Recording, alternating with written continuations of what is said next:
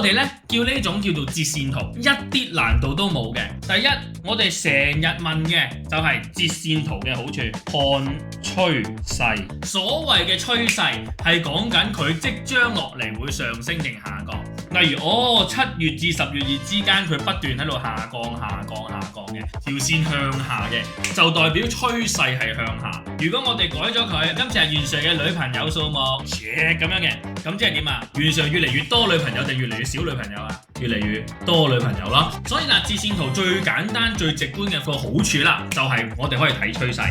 第二個概念，咁到底做折線圖嘅時候，我哋有啲咩要小心嘅地方呢？4隻字，小心格仔。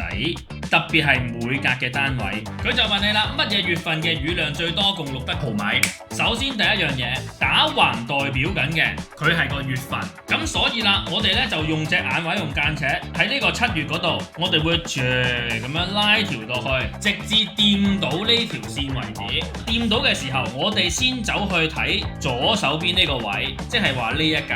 咁呢一格到底代表幾多啊？呢度係0至50，即係每格係10毫米咁多，咁所以都有150、160、170，所以答案就係180。